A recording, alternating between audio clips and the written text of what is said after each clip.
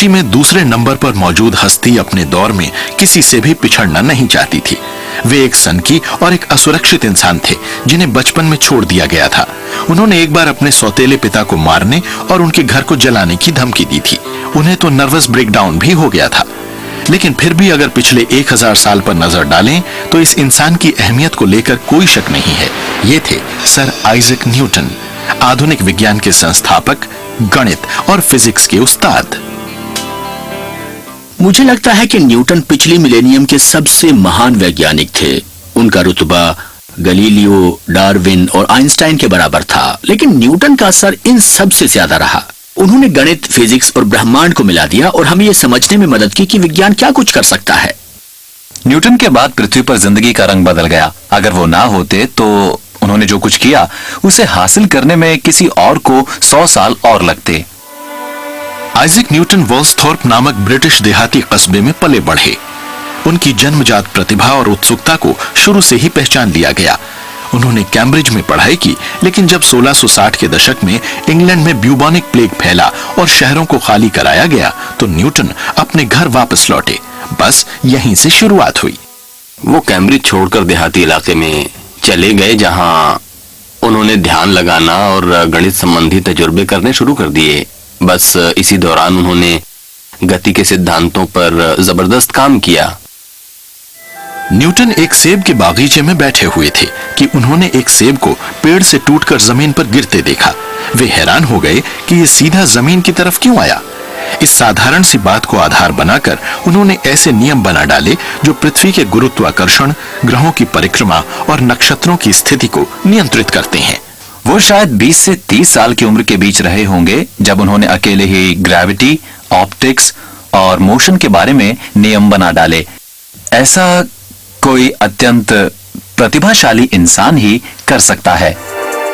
बाद में उन्होंने गणित की एक नई शाखा ही बना डाली जिसे हम कैलकुलस के रूप में जानते हैं।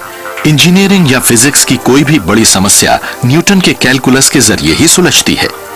इसके बिना तो ग्रहों की गति और अंतरिक्ष यानों के रास्तों का निर्धारण ही नहीं किया जा सकता।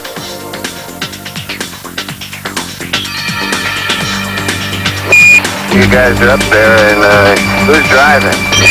That's a good question. I think Isaac Newton's doing most of the driving right now. हम बिना सर आइजैक न्यूटन के चांद पर नहीं पहुंच सकते थे, इसमें कोई शक नहीं है। उन्होंने सैकड़ों साल पहले फिजिक्स के नियम बनाए जो आज तक सार्थक हैं। ये बात तो हमें सर आइजैक न्यूटन ने सिखाई कि दुनिया आखिर परिक्रमा क्यों करती है।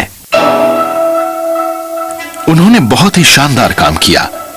जरा सूची में उन लोगों के नामों पर नजर डालिए जो उनके ऋणी हैं। अगर न्यूटन नहीं होते तो राइट ब्रदर्स उड़ान ही न भर पाते, हेनरी फोर्ड की टी मॉडल कार सड़क पर न चलती, एडिसन अब भी अंधेरे में बैठे होते और बिल गेट्स एक बेहतर मैनुअल कैलकुलेटर बना रहे होते। न्यूटन ने वैज्ञानिक क्रांति की शुरुआत नहीं की, लेकिन उन्होंने अपने से पहले जन्मे वैज्ञानिकों की खोजों को और आगे बढ़ाया, जैसे कोपरनिकस, गैलीलियो और डेकार्ट। उन्होंने इन लोगों की अहमियत को कई गुना बढ़ा दिया। न्यूटन की एक पंक्ति बहुत कमाल की थी, बेशक वो महाकाय और हम बौने हो सकते हैं, लेकिन हम महाकायों के कंधों पर खड़े हैं, इसलिए दूर तक देख सकते हैं। न्यूटन ने यह बात साफ कर दी कि अब विज्ञान हमेशा कायम रहने वाला है। अब आप विज्ञान पर यह कहकर हमला नहीं कर सकते कि वो सिरफिरे लोगों की सोच है या उसकी जरूरत ही नहीं है। उन्होंने विज्ञान को पश्चिमी विचारों में एक खास जगह दिला दी। न्यूटन जिस वैज्ञानिक युग में दाखिल हुए वो आज हमारी जिंदगियों का एक हिस्सा बन चुका है। हम इसे एक आम बात मानते हैं, लेकिन प्रकाश, गति, मैकेनिक्स और गुरुत्वाकर्षण के बारे में उनकी जो कमाल की थ्योरीज थीं, उन्होंने ही विज्ञान को सबके लिए सुलभ बनाया। आखिरकार हम अपने ग्रह को समझ पाए और अपनी नई हासिल समझ को ब्रह्मांड के क्षितिज तक ले जा पाए।